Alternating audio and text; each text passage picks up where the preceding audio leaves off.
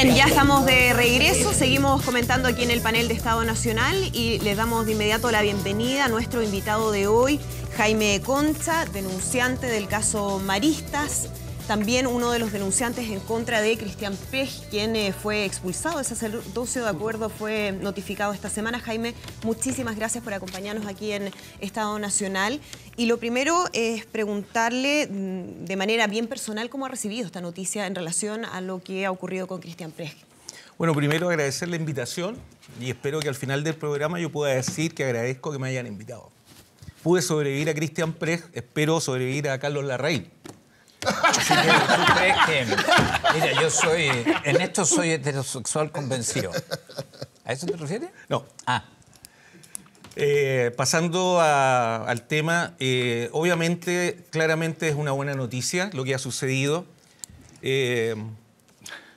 Una cosa importante, el que está feliz o satisfecho es el niño que fue abusado, el niño que fue crucificado a los 15 años, que se le fue fracturada su vida, su espiritualidad, su sexualidad, su masculinidad.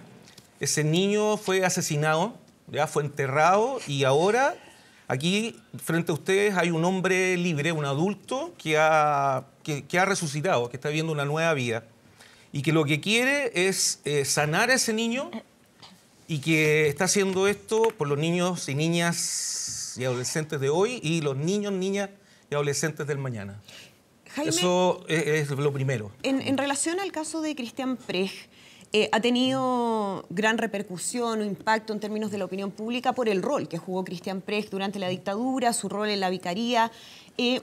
¿Cuánto influyó eso en la demora en hacer una denuncia en contra de Cristian Prej? Bueno, ahí tú tocas un tema que es un tema que es muy importante en la actualidad y que yo los invito a ustedes porque me dijeron mucha gente, ¿a qué te invitaron a ese programa? Si este es el programa de debate político, tú ibas a ir a hacer. ¿Ya? Cuando estaba esperando a la entrada, una señora me preguntó, ¿de qué partido es usted? Y yo le dije, no soy de ningún partido, soy de una tribu. Una tribu, ¿cierto?, diversa. Tengo desde la primera mujer trans sobreviviente de abuso sexual eclesiástico, que le mando un beso, a la Fran Noa, hasta Isaac Gibovich, yerno de Joaquín Lavín, ¿cierto? Y en ese espectro de personas, de personajes, de historia, estamos nosotros situados, unidos desde el dolor de la injusticia, buscando la verdad, la justicia y la reparación. Y entonces, yo no me equivoco. Yo no me equivoco porque aquí tenemos claridad de lo que significa Cristian Prej en la realidad chilena y entonces estamos acostumbrados a ver la realidad en blanco y negro. Y entonces a las personas hay que juzgarla en su continuidad de vida, en su vida completa, no en trocitos. Y entonces la banalidad del mal, escrita hace tanto tiempo, nos mostró que en nosotros está el perverso. No son monstruos. Y en Chile estamos acostumbrados a inventar monstruos para explicar la realidad. Porque Chile, su desgracia es que tenemos los chilenos miedo de sufrir. Y por tener miedo a sufrir, inventamos monstruos, inventamos mentiras, negamos. Y entonces estamos invadidos por una epidemia de negacionismo. Desde el ejército, el Estado, los empresarios, ahora la iglesia.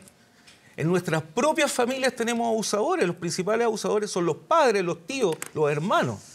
Y entonces de eso estamos hablando. Estamos hablando, aquí estamos todos metidos porque esta es una tragedia que nos impone, nos compromete a todos. Y entonces la pregunta es cómo salimos de esto. Y entonces es terrible. Claro, en el caso de Cristian Prej, quiero citar lo que dice hoy Luciano Fuyuso, abogado, donde él habla en el reportaje en el diario El Mercurio y dice que aquí existe un proceso inquisitivo en contra de Cristian Prej y que finalmente dice ¿por qué Prej va a tener que responder por todo lo que ha hecho o no la Iglesia? Por Caradima, Barros, Cox y otros. En fondo como una especie de chivo expiatorio de lo que han sido los casos de abusos sexuales al interior de la Iglesia Católica. ¿Cómo ve usted esa reflexión que hace Luciano Fuyú? Bueno, Fuyú yo creo que está muy bien asesorado por Enrique Correa, ¿ya? Y está repitiendo exactamente lo que Enrique Correa, otros, ¿cierto?, criminales denunciados han dicho para el tema del encubrimiento. O sea, uno revisa, o sea, si usted me lee eso sin decir quién lo está diciendo, yo podría decir que eso también lo está diciendo la familia de un preso pentapeuco. Y entonces, los que no quieren que hayamos dicho la verdad ahora y que están protegiendo el círculo de protección de Brecht, se han puesto en el mismo lado de los familiares de los presos Punta Peuco. ¿Ya? O sea, ese es el círculo de protección.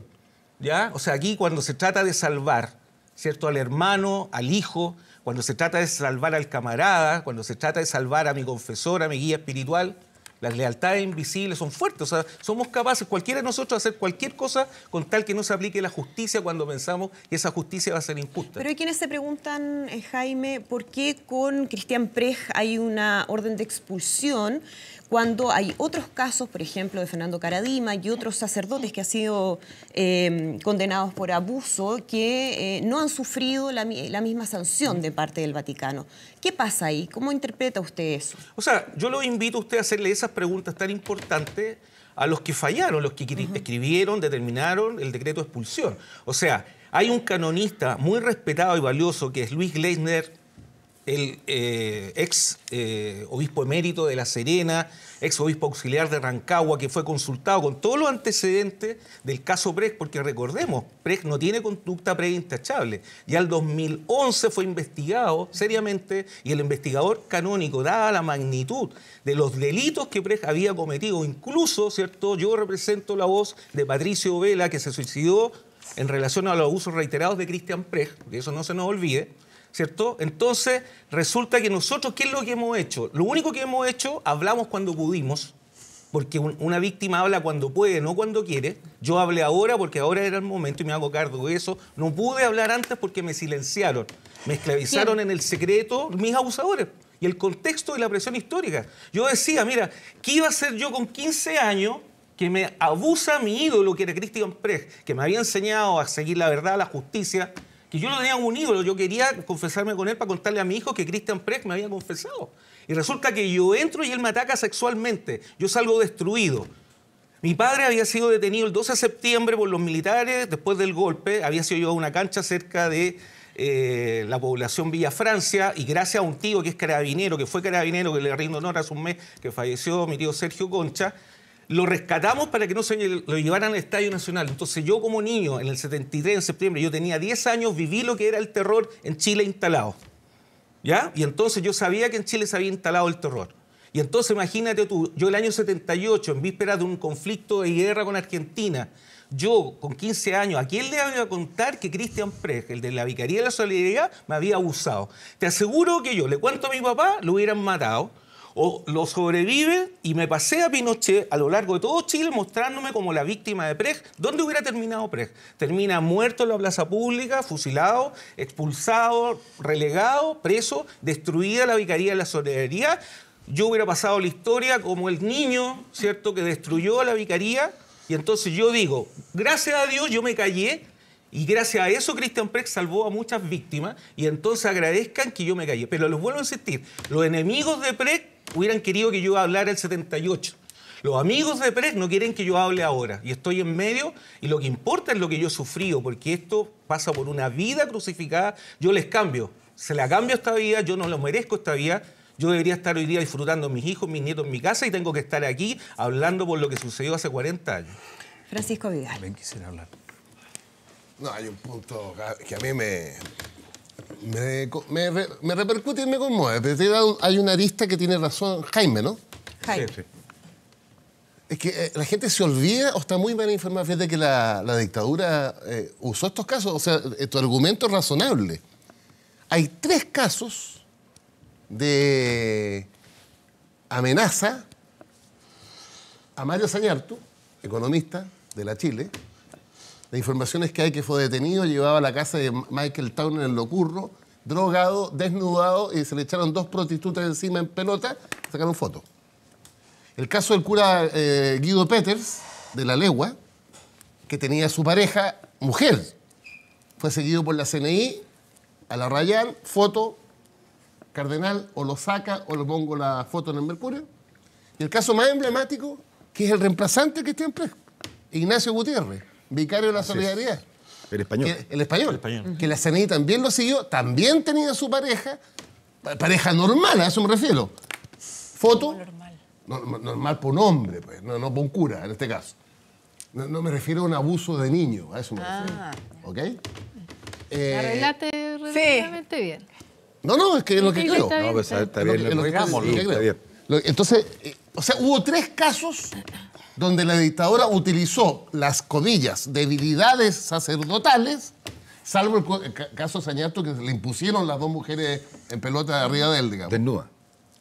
Desnudas, en realidad. Sí, entre otras cosas, claro, desnudas.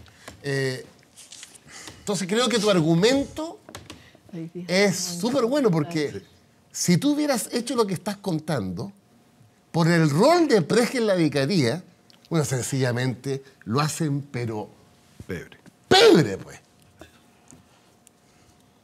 Y tú te habías leído eso, por eso que bueno que lo contaste de nuevo, porque te había leído ese argumento, que no lo denunciaste en el 78, porque, ojo, el 78 es cuando Cristian Preje, la gente se olvida, como soy profe de historia, a mí no se me olvida nada. Es cuando va a Golonquén, pues. Cuando Preje va a Lonquén y descubre los primeros 15 detenidos desaparecidos. Ese es el Preje en el momento que tú lo hubieras denunciado. Imagínate la repercusión. ¿Cuántos años, Jaime, estuvo en su cabeza la idea de denunciar a Cristian Preje? ¿Fue desde ese momento? ¿Fue permanente? O sea, desde marzo del 73, cuando a mí, entrando al Alonso Ercilla, en quinto básico, me empieza a usar José Monasterio, todos los días a la salida de clase, que es mi primer abusador. Después, el año 74, en noviembre, a mi primera confesión de niño para hacer mi primera comunión, me abusa sexualmente el cura capuchino Sergio Uribe. El mismo año 74, antes, mayo, junio, me había abusado ya Abel Pérez. Y el verano del 75 me viola Abel Pérez en un campamento marista. O sea, tú comprenderás que después, el año 76, cuando yo conozco a Miguel Ortega, porque era tío de Antonio Ortega, mi compañero de curso, conozco a través de Miguel Ortega a Cristian Preje, porque ellos dos andaban, eran yunta, uña y mugre, para todos lados juntos. Y desde ahí las, entre comillas, tallas, las torpezas, las banalidades que se hacían, después cuando se jactaban que le sacaban el whisky al cardenal Silva Enrique, nos hacían beber y choreza ya en los asados que teníamos las parcelas de Padre Hurtado, compartir whisky a unos niños de 12, 13 años, ¿cierto? Yo lo encontraba que era súper choro, que Miguel Ortega cada vez que me encontraba me decía, uy, le están saliendo pelitos, los pelitos caminantes, le salían pelitos en el pecho, le están saliendo pelitos en el ombligo, y me metía la mano por los genitales a tocarme los testículos y le están saliendo pelitos en los coquitos. Delante de todos, o sea, yo me sentía, pensaba que yo andaba con un letrero que me decía, abúsenme. Yo creía que mi cuerpo ya no me pertenecía a mí, que le pertenecía a la congregación marista, que le pertenecía a todos esos sacerdotes que el actual rector del Alonso Ercilla, Jesús Pérez, nos llevaba para que estuviéramos ante ellos. El año 78, antes que pasara esto que me pasó a mí, que Cristian Preje me abusa en una confesión ahí en la casa de los jesuitas, ¿cierto? Imagínate, yo entro a confesarme con Cristian Preje, ya lo conocía, él me ubicaba, entonces viene y me da un beso cuneteado, mirada seductora, nos sentamos frente, empezamos a conversar, nos conocíamos algo, hermanitos, éramos hermanitos, y de repente, como si nada, acerca tocándome y vamos al tema de la masturbación. La masturbación, la famosa masturbación, lo mismo que Sergio Uribe y todos los curas abusadores. ¿Qué sabía yo de la masturbación? ¿Por qué me masturbaba? ¿Dónde me masturbaba? ¿En quién pensaba cuando me masturbaba? Y ahí tocándome a intentar masturbarme, tomarme, besarme, meterme su lengua en la boca, y yo quedo paralizado. Me levanto, yo ya eso fue el colmo. Hermanito, si es puro cariño, es puro cariño. Y a mí ya me fracturó la vida. Lo único que quería yo salir arrancando. A la salida de esa situación, los que soponían, porque esto era secreto a voces, acuérdate quién es Cristian Preje. Acuérdate. Y entonces, acuérdate, era imposible hablar. De eso yo les estoy hablando, o sea, ni más ni menos. Carlos Larraín. Sí, Jaime, usted empezó diciendo que esperaba sobrevivir a mi participación en el programa. No tema nada. ¿Ah? Al contrario, si le puedo decir, comprendo absolutamente lo que ha pasado con su vida personal. Por lo que he leído, estas situaciones demoran mucho en aflorar, mucho. Creo que invocar la razón política no es el camino más lógico, porque es absolutamente de cuarta importancia en su vida personal. Usted ha dicho cosas terribles Y le creo absolutamente. Crucificado, destruido, fracturado. Son palabras tremendas para un ser humano, ¿no? Me gustaría estar gozando con mis niños. Bueno, ojalá que los tenga. Yo no conozco datos de su vida personal, pero tiene todo mi respeto. O sea, no tiene nada que temer de mí, por lo menos en el plano de lo que hace a su persona natural. Lo que usted está haciendo es atroz, porque usted ha dicho cosas verdaderamente muy crudas. Y yo supongo que la dice con pleno conocimiento en primerísima persona. Son cuestiones que verdaderamente conmueven, dijo Francisco. Es muy chocante oír lo que usted cuenta. Y yo le creo, fíjese, porque si no, no podría decirlo en un programa que está siendo oído por 200, 300, 400 mil personas, no lo sé. Yo solo le deseo éxito en que esto a usted le permita respirar libre. Eso no tiene nada que ver con su condición actual. Es su, dijo otra cosa usted que me gustó, ciclo completo de vida. Efectivamente, usted está rematando una vida que fue invadida por gente miserable, si es que es cierto lo que usted me cuenta, y yo le creo. Porque efectivamente hubo lenidad con el tema de la homosexualidad dentro de la Iglesia. Ahora, sí puedo decir que el esfuerzo suyo de limpieza gana en la medida en que se depura, digamos. No lo mezcle con política. Usted cita el caso de Patricio Vela, que yo no conocía, realmente, que se haya suicidado. Es perfectamente posible que un niño de 17 años se suicide. Después de No, se suicidó en Estados Unidos hace poco. Bueno, no lo sé, yo no conozco el caso, por eso dije. Es perfectamente posible que un joven, una persona humana, sea rota hasta ese punto. Todos hacemos lecer en la vida, pero de esa entidad realmente es mucho. Así que usted cuenta con mi respeto, con mi apoyo en lo que está haciendo. Siento que sea la iglesia a la cual yo trato de pertenecer, porque los cristianos apenas remontamos un poco y volvemos a caer al pie del cerro. Pero sí, me gustaría a mí como chileno y como aspirante católico, que esto no fuera solo la Iglesia Católica. Yo estoy seguro de que hay muchas más esferas en la vida social en que esto ocurre. Y que este proceso de limpieza dolorosísima, cauterio, efectivamente, gatillado por ustedes, con toda razón, repito, por si acaso, pero dirigido ahora por la propia Iglesia. Yo no he visto otras entidades sociales en Chile hacer el mismo proceso. Y yo no puedo creer que en el mundo de la salud, por dar alguna cosa así de gorda, o en las Fuerzas Armadas, o en, qué sé yo, no sé, hay miles de mundos cerrados que no ocurran cosas similares. Porque la verdad es que eso es un abuso intolerable, porque rompe el orden que Francisco se atrevió a esbozar de lo natural, porque hay cosas que son más naturales que otras. Y eso no es inevitable. Ahora, el profesor Squella dice que no existe la naturaleza humana. Bueno, yo no sé en qué está pensando don Agustín cuando hace ese punto. Existe una naturaleza humana, y la naturaleza humana exige respeto por esa intimidad personal. Y a usted lo seleccionaron para ser trajinado y pasado a llevar. Y eso es inadmisible y la sociedad entera debería respaldarlo. Ahora, que el abogado Fuyú defienda a su defendido, está bien, pues es su papel. Admite defensa también, porque hay que tomar la vida completa. La gente es así. O sea, hay de todo en la existencia personal. Así que no tiene nada que temer de mi persona. No soy de la convicción de estas personas que usted cita, don Abel Pérez, don José Monasterio, don Sergio Uribe, soy de otra persuasión. No tiene nada que temer de mí. Aldo Cornejo. Bueno, yo en el mismo orden de Carlos. Primero, uno que trata de aproximarse a la Iglesia Católica, y además yo soy exalumno marista. Yo estudié en el Instituto San Martín de Curicó. Resulta muy doloroso, en el caso de los maristas en particular, y de la Iglesia en general, porque no es solamente este caso que hemos conocido, ya venimos conociendo desde hace algún tiempo. El Papa acaba de aceptar la renuncia de 2 obispos, el de San Felipe y de Chillán. De modo que mi primera reflexión, naturalmente, yo creo que todos vamos a compartir aquello, es estar del lado de las víctimas, de los abusados. Desgraciadamente estamos conociendo un fenómeno que al parecer era bastante habitual dentro de la Iglesia.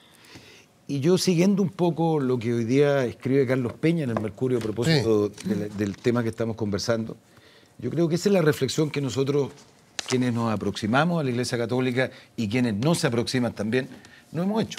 ¿Por qué la Iglesia Católica fue el lugar si pudiéramos denominarlo así, preferido para cometer este tipo de abuso. Y, ¿No será el celibato?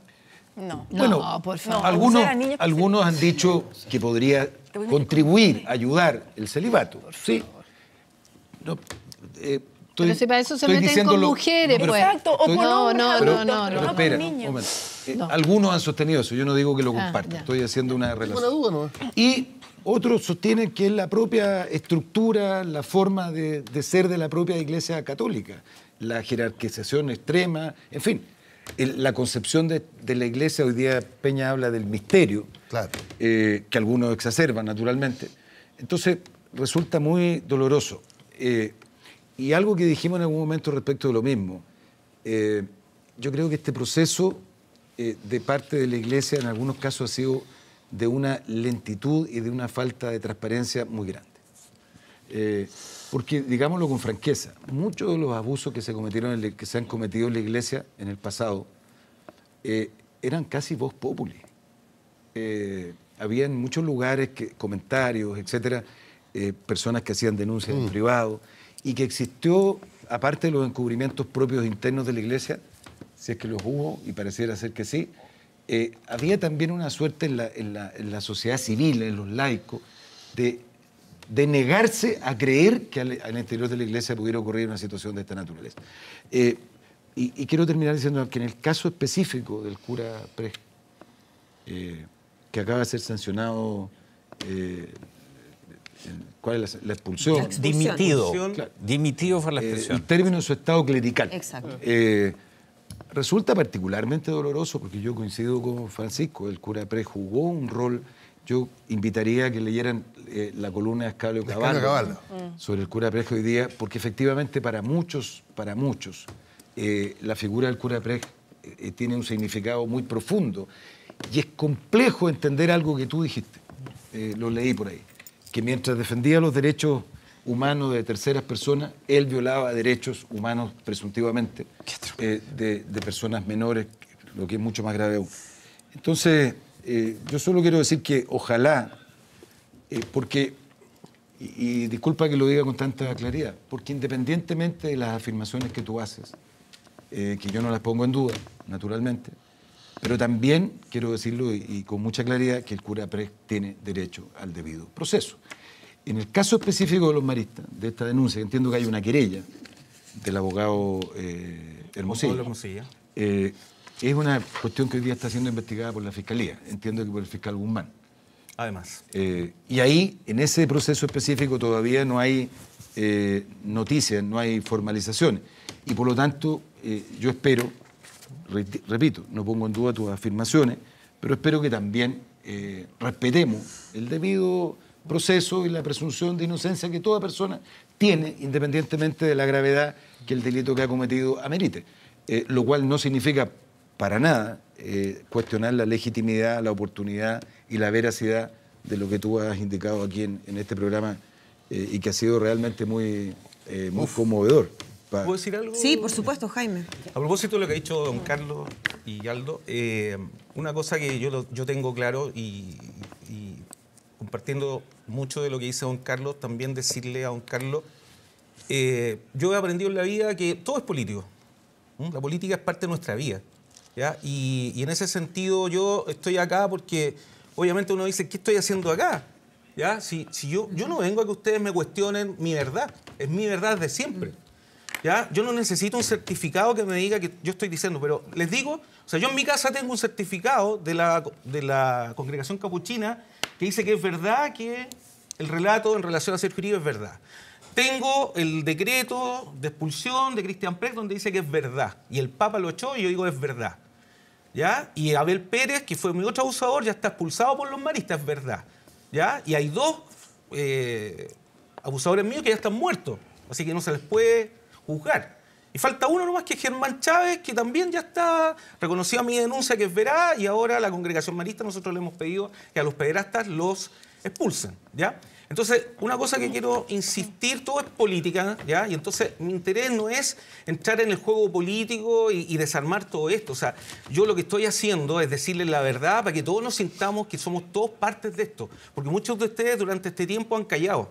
ya han estado mirando para otro lado, hablando de otros temas, de repente ustedes se escuchan entre ustedes mismos, pero no son capaces de mirar a la vereda del frente y escuchar al otro. Entonces, yo sé que yo lo que digo es terrible, ¿ya? Pero fíjense, miren, ustedes se horrorizaron por la española que fue atacada por 5. ¿Se acuerdan el caso de la manada? La manada. Claro. Ustedes están viendo a un hombre que fue atacado por 6, ¿ya?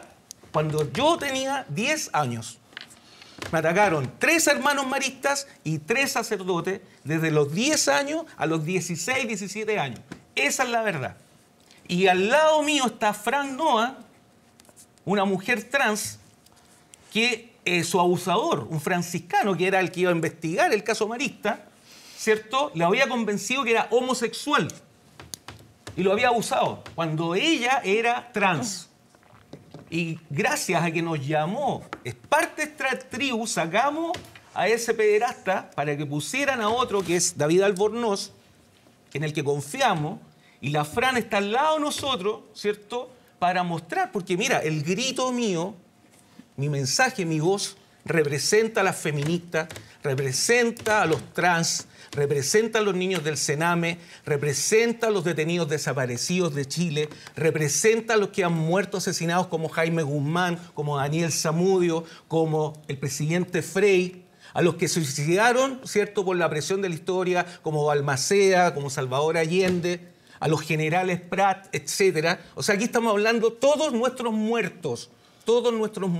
Y yo les pregunto a ustedes, ¿cuántos más muertos se necesitan para que nos empecemos a escuchar de distintos lados, para que nos empecemos de verdad a cuidar entre todos?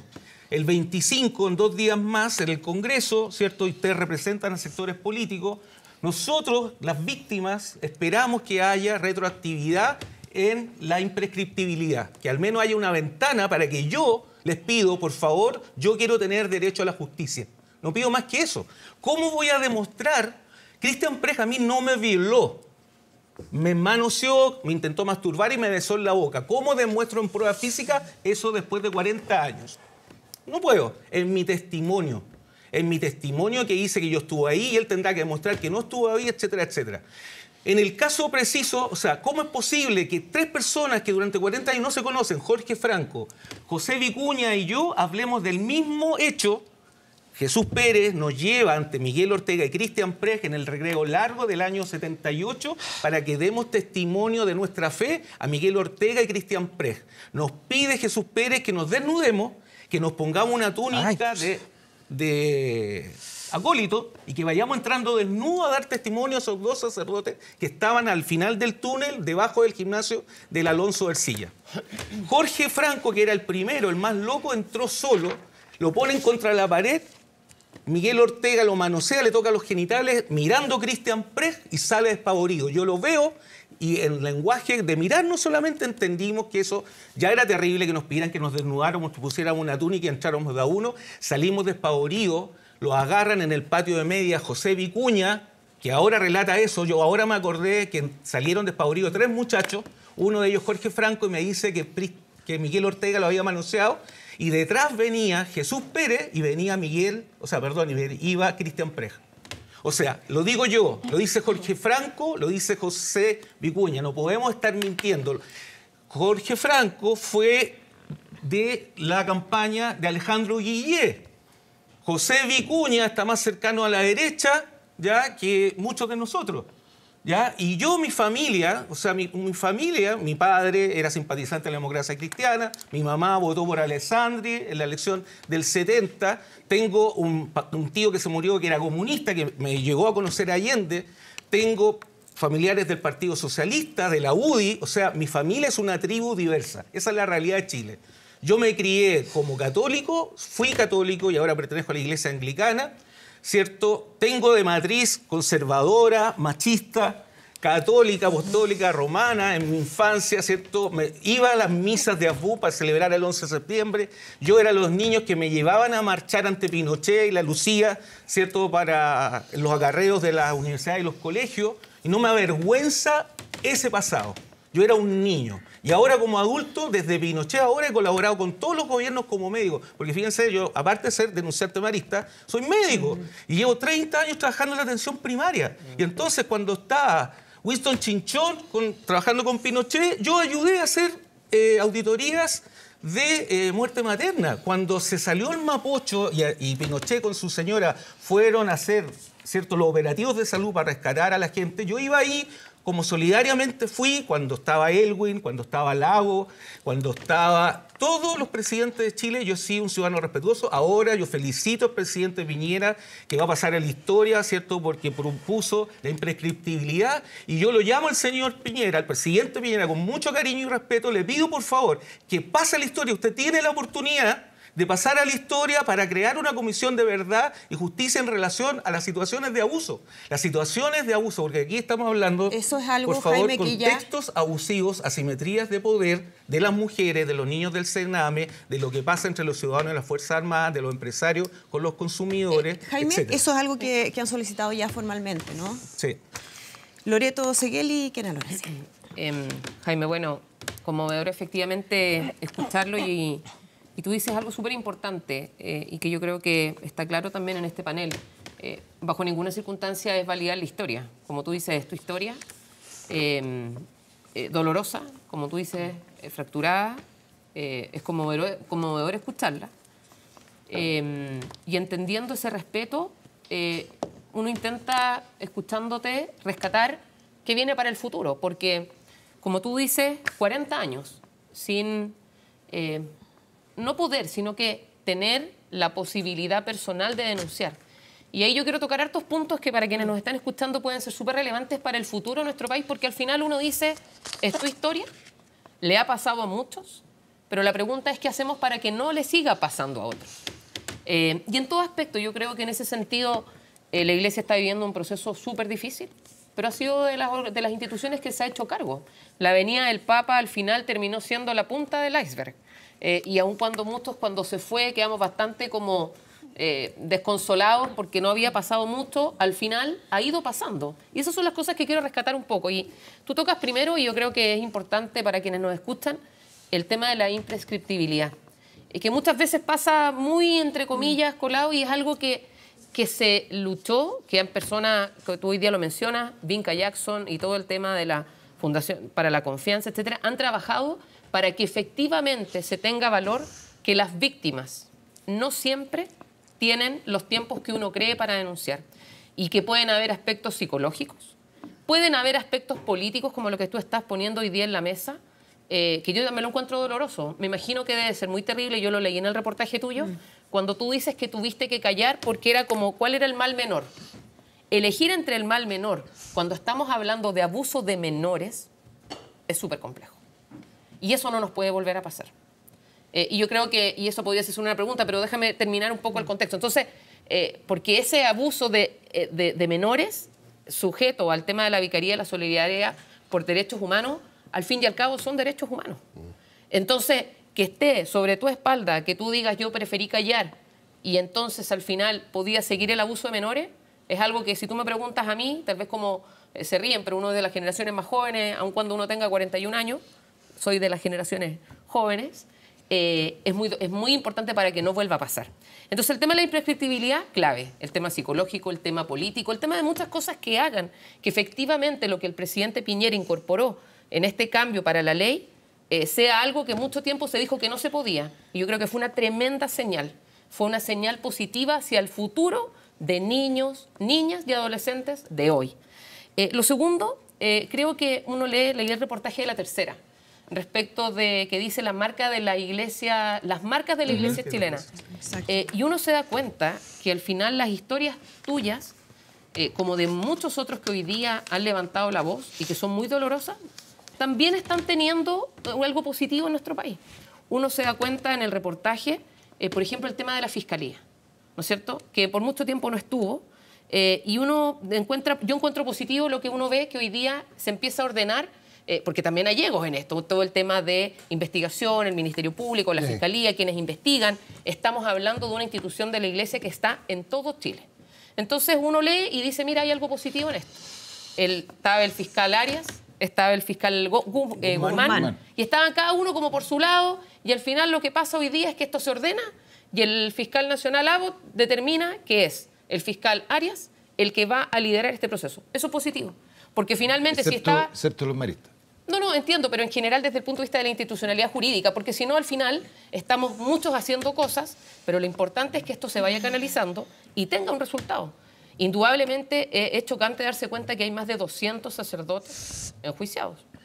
Pero eso es parte, yo creo, de esto, porque si no, al denunciados. final... No, pero están en proceso. 221 sacerdotes y 8 obispos que están siendo investigados. Entonces, a mí me parece importante decirlo de que efectivamente se están tomando medidas. Lo decía alguien por ahí, esto puede haber sido muy lento. Indudablemente lo dijo Aldo, puede ser lento, puede ser poco transparente muchas veces, pero creo que hoy día es una cosa esperanzadora. Lo dije en algún programa. Yo siento que aquí hay una mirada, o mi mirada es esperanzadora respecto de lo que se viene, para que no solamente queden en historias conmovedoras que son terribles. O sea, no quisiera haber pasado por lo que pasaste tú, pero ¿qué queda para el futuro? Quedan este tipo de cosas. Quedan cosas concretas, cosas que finalmente mejoran nuestra vida en comunidad. Y ahí dos preguntas que son concretas. ¿Qué pasa cuando efectivamente pongo esto del mal menor? Porque es duro, es muy duro. Y me imagino que te marca para la vida. Y desde el punto de vista como estudiante, como lo que hoy día estás cumpliendo un rol de dar a conocer una historia muy dolorosa, pero que pasó y que puede haber pasado para muchos. Desde el punto de vista más de ciudadanía, ¿qué cosas esperas que no se den o para que no vuelva a pasar este tipo de cosas? Más allá de las decisiones que está tomando la Iglesia. Porque yo sí creo que esto no es solo la Iglesia. Yo creo que esto es un tema de la sociedad. Entonces, como afectado, como violado, violentado por esto, ¿qué cosas crees tú que hoy día deberíamos hacer como sociedad para que este tipo de cosas no vuelvan a pasar? Lo primero es que es fundamental que haya imprescriptibilidad con retroactividad, una ventana de imprescriptibilidad, o sea, para que podamos tener todos derechos. Yo quiero, o sea, imagínate, estamos hablando, yo me asumo en esta realidad. Yo soy el denunciante que está denunciando cosas de hace 45 años, hace 40 años. O sea, tengo 55 años. En 10 años más me voy a jubilar con una pensión así. ¿Ya? Yo vivo solo, porque estoy separado. Me preguntaba don Carlos. Bueno, yo le digo, yo tengo 4 hijos, el mayor tiene 35, Cristian, que es presbítero de la iglesia anglicana, aquí en Nueva Providencia, está a cargo de la iglesia. Tengo otro hijo que es licenciado en Derecho, una hija que es asistente social y el más chico, Tomás, que es estudiante de un colegio católico, ¿cierto?, en Cañete, ¿ya? Y a mucha honra, buen estudiante. O sea, yo soy un orgulloso papá, tengo 3 nietos, a mucha honra. A pesar de todo lo que me pasó en el colegio, yo salí con 6,9 promedio. O sea, mi forma de enfrentar la tragedia, la injusticia, fue convertirme en el mejor alumno y en demostrar que era superior intelectualmente y moralmente hacia ellos. Eso es lo que yo quiero demostrar. Quiero demostrarle a todo Chile que es posible salir del infierno para estar aquí. Y otra cosa que yo les quiero decir... Yo hoy día médico. Sí, pues soy médico y he sido decano de la Facultad de Medicina. Me tocó vivir la tragedia de la Universidad del Mar. ¿Ya? Yo fui el último decano y saqué con mucha honra a mis estudiantes que fueron estafados, que fueron engañados en sus sueños, que era un proyecto inclusivo muy bonito, que era de chicos de clase media emergente que querían por fin ser médicos, y entonces ahí los poderes económicos y políticos de este país tan diversos y contradictorios impidieron que ese proyecto llegara a buen término. Pero esa fue mi primera experiencia de sobreviviente, y después vino la muerte de mi padre el 2014, y a partir de la muerte de mi padre poder completar mi memoria traumática y empezar a hablar. Y lo primero que cuando yo le conté a mi familia, porque yo sufrí 40 años solo, al empezar a contarle a mi familia empieza a sufrir conmigo, ¿ya? Lo primero que me dijeron, mira, los chicos Caradima denunciaron a Caradima y mira todo lo que les pasó. Y tú vas a denunciar a Cristian Precht. Nadie te va a creer, nunca va a pasar nada. Y miren lo que hemos hecho en un año. Cristian Precht está expulsado. Y entonces yo les digo, nosotros no hemos tirado ninguna piedra, no hemos tirado ninguna molotov, no nos hemos tomado ninguna iglesia, no hemos rayado ninguna muralla. Yo he estado trabajando todos los días en mi consultorio de atención primaria en Valparaíso, en Quebrada Verde.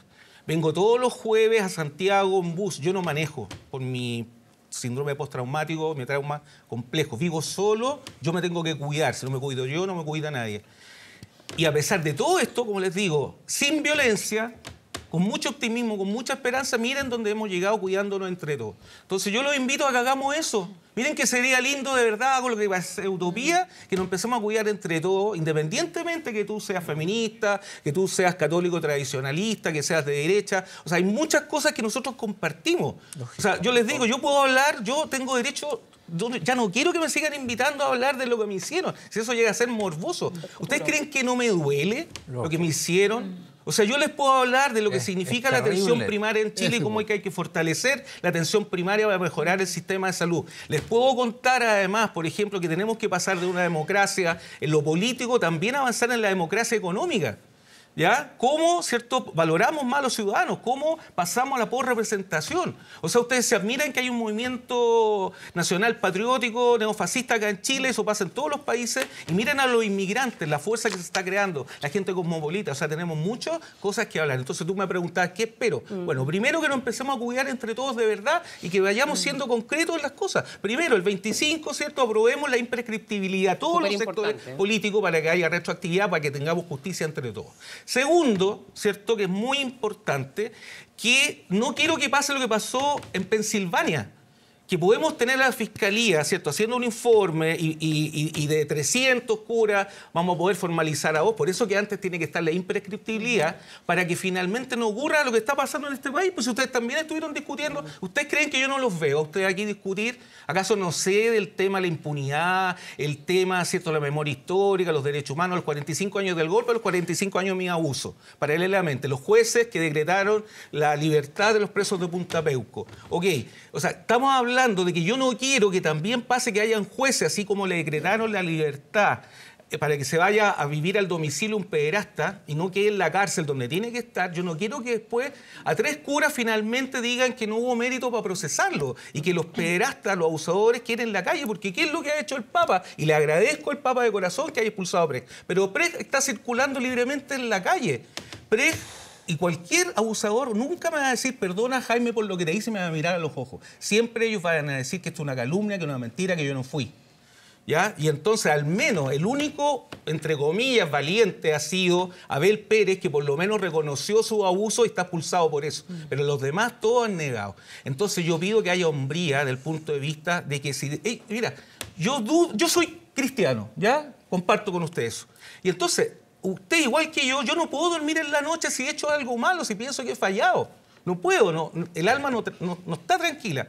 Y entonces, resulta que yo digo, mira, ellos no son creyentes, no creen en un Dios. Porque si creyeran en Dios, chuta, estarían asustados de lo que los viene. Pero ellos han sido capaces de centrarse mirándose el ombligo, cuidando cuotas de poder, y nunca se han puesto en el lugar de nosotros. Ellos no tienen empatía, y yo sí. Y a pesar de todo lo que me hicieron, estoy aquí tranquilamente, con convicción, vuelvo a insistirles, sin violencia, con tranquilidad, para buscar la verdad, para buscar la justicia y la reparación. Entonces yo espero eso. ¿Pues una pregunta? Kiana Lorenzini está esperando, y de ahí Silvia. Bueno, primero, Jaime, gracias por haber venido, gracias por hablar con tanta... ¿Verdad? Verdad, pero también con tan explícitamente. Espero que no lo tengas que volver a hacer porque ya está en las redes, ya está en el ambiente, pero me parece que es súper importante que la gente sepa qué es lo que pasa, qué es lo que nos ha pasado a nosotras las mujeres respecto a la tortura sexual cuando tenemos que expresarla que así fue, ¿me entiendes? Que así fue porque la gente si no se evade. ¿Ah? Así que te agradezco mucho porque me imagino que hay mucho morbo y mucho ganas de saber por otras razones. En la feminista coincido con eso plenamente. Hace mucho tiempo decimos lo personal es político. Así que por lo tanto totalmente atingente. Ahora, la Iglesia Católica, esto no es nuevo y no es nuevo desde hace siglos. O sea, si uno mira para atrás, la Iglesia Católica medieval y todo lo demás, o sea, esto es casi como que se ha ido por fin entrando en un marco de cierta, por lo menos lo esconden. ¿Ah? Porque antes era Vox Populi y todo.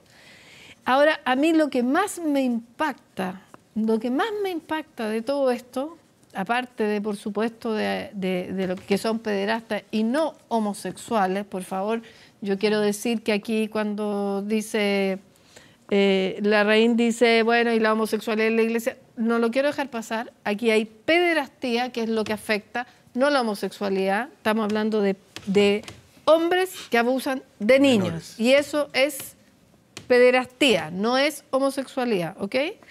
Y eso tiene que quedar más o menos claro, pero quiero aclararlo porque siempre es importante porque se habla de la homosexualidad y todo lo demás. Pero a mí lo que me impacta y no me deja de impactar es la asociación ilícita. O sea, yo pienso en Miguel Ortega, yo viví la dictadura, pienso en Miguel Ortega y pienso en Cristian Precht. A ambos los conocí mucho, teniendo una asociación, o sea, cómo estos dos delincuentes conversan entre ellos y se ponen de acuerdo de que es lícito abusar de niños y son capaces de hacer de asociarse para abusar de niños. En Chillán eran 16 curas, creo, lo que se asociaron.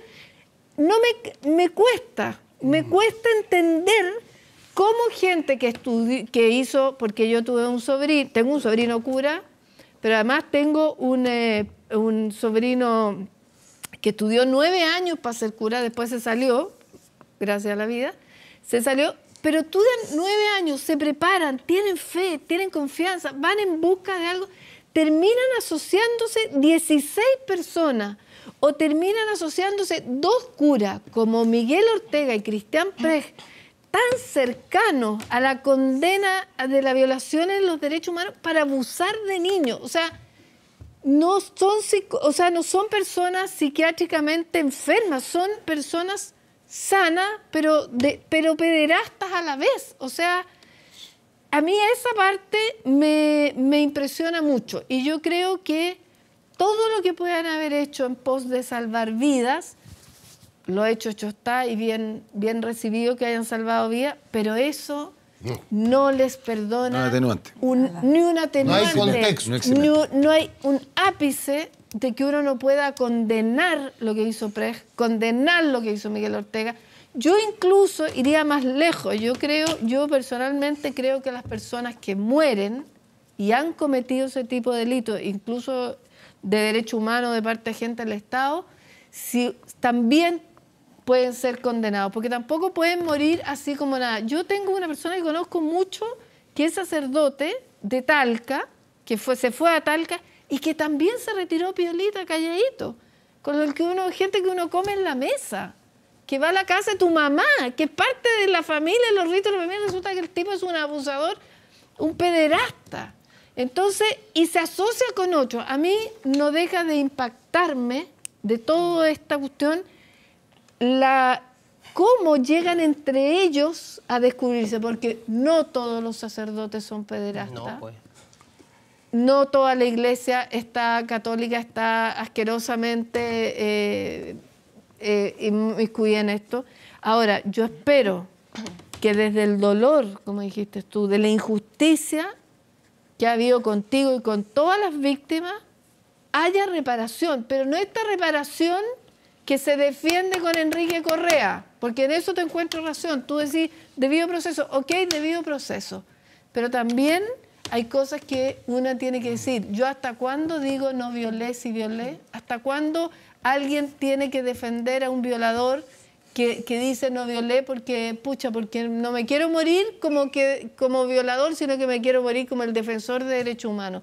Yo creo que ahí también todo el mundo tiene derecho a ser defendido, el debido proceso y todo. Pero cuando ya se empieza a ver que hay una estrategia común que viene, como dices tú, de Enrique Correa, y que uno lo ve que defiende a todo mundo sin distinción política, ideológica, uno empieza a preguntarse, a ver, ¿hasta dónde llega la decencia de quienes defienden? Porque es distinto al defensor público que tiene la obligatoriedad de hacer eso. Lo otro es voluntario. Jaime, ¿comparte esa mirada respecto a la figura de la asociación ilícita? O sea, yo desde que estoy hablando estoy diciendo, entonces a toda la gente le he dicho, es una barbaridad, pero es la verdad. O sea, yo me acuerdo en TVN estuvimos juntos en el programa donde yo lo dije, ¿cierto? O sea, personas que supuestamente... O sea, yo quiero que me den... O sea, pregúntenles, por favor, por eso yo quiero que la Fiscalía investigue, ¿cierto? Que le pregunten a Miguel Ortega, que está fallecido, no se le puede preguntar, pero a Cristian Precht, ¿cómo es que él iba al Alonso Ercilla? ¿Qué hacía él ahí? que le pregunten a Jesús Pérez, que está vivo, que es el actual rector del Instituto Alonso de Ercilla, cómo es que él nos llevó a Cristian Prech, a Miguel Ortega. ¿Qué hacían ellos cuando en mi colegio, la otra vez ni siquiera me dejaron ir a sacarme una foto porque está un portero cuidando quién entra y quién no, pero Cristian Prech y Miguel Ortega estaban en una oficina al final del túnel, debajo del gimnasio, esperándonos a nosotros? ¿Cómo llegaron ahí? Eso no es casualidad. Miren, todos los capellanes del Alonso de Ercilla, la mayoría han sido abusadores sexuales. Sergio Uribe y el último, Laplan, que lo acaban de echar en agosto. Y entonces, mira, les voy a decir algo terrible. En 10 años más, en 20 años más, van a haber una nueva oleada de denunciantes de curas de hoy. ¿Ya? Los que estuvieron trabajando con Laplan, que es un abusador que está comprobado en el Alonso de Ercilla y en otros colegios, en 10, 20 años más, porque no se habla cuando se quiere, sino que cuando se puede. Entonces, tú me decías, ¿qué tenemos que hacer? La imprescriptibilidad, pero también, mira, no podemos, o sea, es imposible decir los niños primero. También yo digo los adultos primero junto con los niños, porque hay muchos adultos dañados y entonces salud mental infantil, la terapia de reparación. Imagínate, yo voy 2 veces a la semana a psicólogo, voy una vez al mes a psiquiatra, gasto 300.000 pesos, lo puedo pagar como médico, pero alguien que gana con el sueldo mío, ¿cómo se financia? Entonces aquí hay una política de Estado para que a las víctimas se considere esto un problema de Estado y hay que financiar la terapia de reparación, que no es un combo de 4 sesiones, sino que es para siempre. ¿Cuánto vale la vida que a mí me destruyeron estos 45 años que yo he sufrido? ¿Cuánto vale eso? No hay plata que me lo pague. Y finalmente, yo pido entonces una política de Estado, que promovamos la colaboración, que promovamos el cuidado mutuo, que promovamos, ¿cierto?, la solidaridad, el respeto de los derechos humanos, que tiene que ser para todos por igual, ¿ya? Y entonces vayamos creando espacios seguros, en confianza lúcida, círculos de protección, que informemos, que hablemos esto a lo largo de todo el país. Yo viajo con mi dinero, porque hay mucha gente que cree que yo me he hecho millonario con esto y creen que soy hundido, como lo han tratado también a Juan Carlos Cruz, creen que yo viajo haciéndome millonario. Pero yo, con mi tiempo libre, y a pesar, porque yo sigo sufriendo, les vuelvo a insistir, y estoy aquí dando mi mejor cara, pero yo tengo que hacer un tremendo esfuerzo para estar aquí digno ante ustedes, porque hay mucha gente que me sigue y me cree. Y entonces, miren, así como Mandela fue preso por decir la verdad, si yo no puedo demostrar que lo que digo es verdad y después me quiere meter preso, a mucha honra voy a ir preso los últimos años de mi vida, porque la gente sabe que yo estoy diciendo la verdad. Desde los niños que fueron abusados hasta que los que estuvieron torturados y estuvieron presos políticos. O sea, yo, mi mejor amiga, es mujer, en Valparaíso, que fue detenida en Villa Grimaldi, fue violada una y otra vez, le metían ratón en la vagina, etcétera, etcétera. O sea, ella me dijo, Jaime, cuando yo te escuché, yo dije, este es un fachito que quiere aquí y allá, pero después me di cuenta que tu relato era mi relato, que tú estás haciendo lo que yo debería haber hecho y es lo mismo que me hace. Y mucha gente a lo largo del país dice eso. Entonces yo pido, por favor, que pónganse de acuerdo, escúchense, yo los respeto a todos, los quiero a todos. Ya sé que todos sufren, todos son padres, madres, ¿cierto? Todos tenemos esta mezcla que tú dices, todos tenemos de todos lados, ¿ya? Entonces, ¿cuántos muertos se hace falta para que nos empecemos a cuidar? De una vez cuidémonos y entonces preocupémonos de los adultos mayores. En 10, 20 años más yo voy a ser adulto mayor y voy a tener Alzheimer. ¿Quién me va a cuidar a mí? Necesito que nos cuidemos. Necesitamos, ¿cierto?, que tengamos recursos del Estado para poder financiar el cuidado entre todos, el cuidado domiciliario. Tenemos que tratar a los adultos dañados psicológicamente. Yo el viernes atendí en Quilpué a una señora de 85 años con trauma complejo como el mío. No le había sucedido abuso sexual, pero sí maltrato físico reiterado. Y entonces hay gente mayor que me va a buscar a mí porque dice, usted me va a entender, usted sabe de lo que estoy hablando. No se lo han contado a nadie, me lo han contado a mí. Claro. Pero yo necesito que haya más profesionales de salud mental que atiendan no solamente a niños, sino que a los adultos responsables para que los ayudemos a repararse y además nos empezamos a preocupar de los viejos ahora ya. Y entonces eso no lo podemos hacer solo, lo tenemos que hacer entre todos. Silvia Izaguirre. Sí, Jaime, muchas gracias por tu testimonio. Yo admiro tu valentía. Me imagino que no debe ser nada fácil lo que tú estás pasando y tener que denunciar estos hechos. Yo conocí a Juan Carlos Cruz también hace un tiempo atrás, que también me contó los abusos de Caradima con Vela, precisamente. Pero yo creo que acá una cosa es los abusos que cometen curas o sacerdotes individuales. Otro paso es el silencio que tienen los compañeros sacerdotes respecto de estos abusos que ellos ven, que son testigos y que se callan. Y un paso más allá todavía es la política que ha tenido la Iglesia Católica como Iglesia Católica de encubrir estos hechos, de haber tenido acceso a denuncias, conocer estos casos de violaciones a los derechos humanos y haber callado y haber cambiado a estos señores o sacerdotes, ¿verdad?, de iglesia en iglesia, permitiéndoles que sigan abusando. Y yo me pregunto qué vamos a hacer como país. Y acá estábamos todos, o menos la Kena, de acuerdo en que los alumnos que rociaban a sus profesores con benzina había que expulsarlos.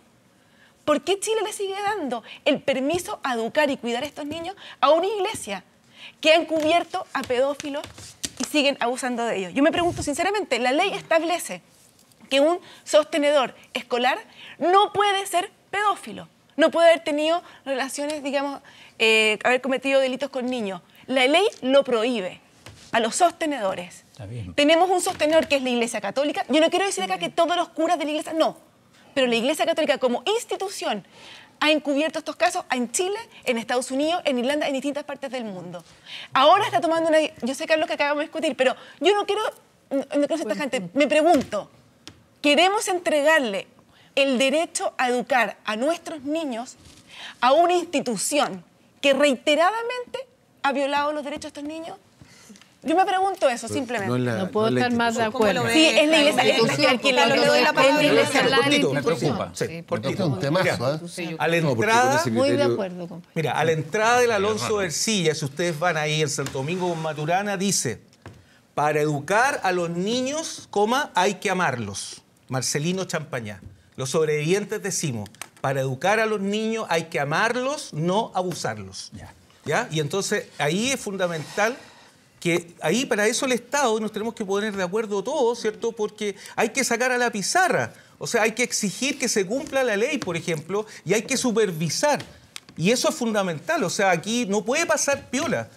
Aquí, vuelvo a insistir, mira, aquí no es como si fueran delitos de derechos humanos. Son, como lo dijo la ONU el 2014 al Estado Vaticano, ¿cierto? Estos son delitos de lesa humanidad, por lo tanto, de partida son imprescriptibles. Si el Estado chileno nosotros no nos cuida, nosotros vamos a llegar a las Cortes Internacionales denunciando a la Iglesia Católica, al Estado Vaticano, como al Estado chileno, porque no nos cuidó. Carlos Larraín. Varios temas. Imprescriptibilidad, palabra difícil. Completamente de acuerdo. Porque no solo hay circunstancias que a la gente la traban, hay también bloqueos mentales. Yo sé de un caso. Simplemente borró su pasado. Y de pronto le cayó encima este desastre absoluto. O sea, completamente de acuerdo en la imprescriptibilidad. Ahora, concentrarse en los muertos, a mí ya me parece un poco mucho, Kena, pero lo hablamos otro día. Oye, creo que tu abordaje del asunto deberás concentrarse en la persona abusada y dejarse de concomitancias políticas. Eso no te va a ayudar, si me permite un consejo gratuito o no solicitado. Concentrarse en la destrucción de la persona. Esta es una forma de tortura. Es así de simple. ¿Ah? Con otras connotaciones terribles de inhibición por la vía del ejemplo, del prestigio, de incluso recursos religiosos, como contaste tú ese episodio horroroso de los niños disfrazados de acólitos. Oye, tortura sexual de las mujeres, Kena, que parece ser paradigma de la Iglesia Católica. Bueno, no es así. O sea, la madre de Cristo era mujer de carne y hueso. Empezó por eso. El respeto a la mujer fue muy promovido por la Iglesia y lo ha sido siempre. ¿Ah? O sea, hay que fijarse un poco. ¿Ah? Y luego, el respeto por el cuerpo humano. Hay que ver la pintura de siglos de la Virgen de la Leche. O sea, no ha habido tal cosa tan siniestra. Me permito refutarlo. No me refería a la Iglesia Católica. Está bien, cristianismo. Oye, pederastia... No, tampoco, me refería a la dictadura. La pederastia puede ser homosexual o puede ser heterosexual. En estos casos estamos hablando de pederastia homosexual en general. Ha habido casos también de lo otro. Un señor que murió hace un tiempo. Ahora, cura Tato. Encubrimiento, dice Silvia. Bueno, no estoy de acuerdo. Una cosa es el espíritu de cuerpo mal entendido. Otra cosa es el encubrimiento. Consiste en saber que hay un delincuente y yo voy a ver que este hombre logre zafarse de la pena que le corresponde. Eso es distinto. Ahora, impedirle a la Iglesia enseñar, porque algunos, o 200 y pico sacerdotes, han tenido conductas individuales de pederasta. No, Carlos. Espérame, Silvia, déjame terminar porque tú fuiste muy enfático. Es muy distinta la conducta individual, por supuesto, no solo deplorable, repugnante, de abusar de un niño. ¿Eh? Y otra cosa es que la Iglesia te impedía de educar a los niños. Aquí hay todo un esfuerzo por impedir que la Iglesia pueda seguir enseñando. Eso es otro capítulo, pero no es el tuyo, supongo. Pero, Oye, Carlos, la pederastia es conducta individual. No hay encubrimiento en sentido legal. Hay inercia, hay indolencia, hay espíritu de cuerpo y hay mentiras. En Irlanda, parece complicidad. Son formas de mentira. Acá se recurrió a lo... Bueno, es lo que yo quería decir. Acá se recurrió a las más altas jerarquías de la Iglesia Católica y ellos negaron esto, cambiaron y no hicieron nada, Carlos. Pero Acá si Papa estuvo en Santiago y lo negó y a los 3 meses se convenció de lo contrario. Ocurrió en Boston, ocurrió en Irlanda, ha ocurrido en distintas partes del mundo. El Vaticano sabía de estos casos hace muchísimo tiempo y no hicieron nada. O sea, acá hay una política... 40. Carlos, si un sostenedor de colegio abusa de los niños y no hace nada, se le quita el derecho a educar. Acá tenemos una iglesia católica que ha hecho cosas también muy buenas. Yo no quiero negar, Eso yo creo que es yo relevante. no quiero negar eso, pero tenemos una ley que dice que un sostenedor, ¿verdad?, que abusa de niños, se le revoca la autorización para poder educar. Es una persona natural en ese caso. Sí. Bueno, acá Pablo, tenemos un pero- sostenedor que es una persona no natural. Conducta criminal. Y tenemos acá una iglesia cuya política... Ahora está haciendo algo la iglesia, pero acá estas cosas pasaron hace 40 años y en el caso de Jaime, tal vez Jaime no lo dijo, pero acá muchos curas saben que esto pasaba. Hubieron denuncias a las altas jerarquías y no pasó nada, Esa es, Carlos. Jaime, y la- no solo la- en Chile. No podemos negar esto. Yo creo que no se puede negar. Pero, oye, Jaime, esa es la dicho. convicción que tienen ustedes. Pero ¿no? no es Lo han planteado en encubrimiento. reiteradas O oportunidades. sea, nosotros, Publicidad, pero mira, escúchame. yo les vuelvo a insistir, o sea, aquí obviamente cada uno de ustedes tiene derecho a opinar, pero después todos vamos a ser juzgados. O sea, yo puedo decir, o sea, yo me hago responsable, o sea, nosotros lo hemos denunciado. O sea, Eso, aquí lo ha más habido- fuerte que has dicho Claro. esta mañana es eso. Yo Bueno, respondo a mis sí. dichos. No, sí, está bien, pero... No puede ser más sí, fuerte. Bueno, pero vuelvo a insistirle, yo les digo, y lo voy a seguir insistiendo, ¿cierto? Aquí siguen todos, algunos, con la teoría de las manzanas podridas.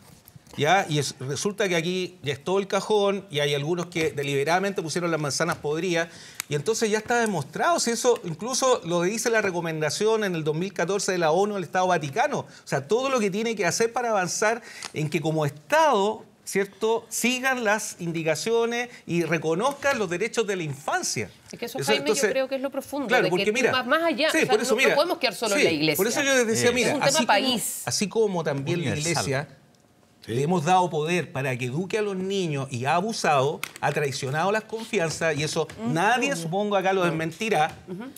La iglesia también le hemos entregado que cuide a los niños vulnerables. Y a los niños vulnerables también le hemos violado los derechos humanos. Y entonces ocurre el en otras Papa esferas, también esferas lo ocurre, fíjate, que cename, en las digamos, familias, cename. lo ocurre para empezar en Es nuestras un tema familias. ahí.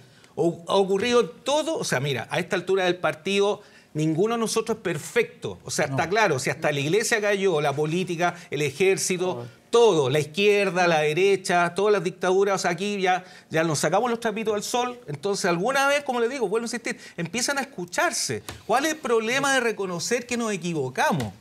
Que yo tengo todo el derecho de cambiar de opinión. Para mejor siempre nos van a juzgar a todos. Entonces yo espero que el Estado en Chile y todos empecemos a cuidar de verdad a nuestros niños, a nuestras niñas, a nuestros adolescentes, a los adultos mayores, y que eso se demuestre en lo hecho, con las leyes, con las políticas a largo plazo. Y me tengo que ir rápidamente a la pausa y ya estamos de regreso en Estado Nacional.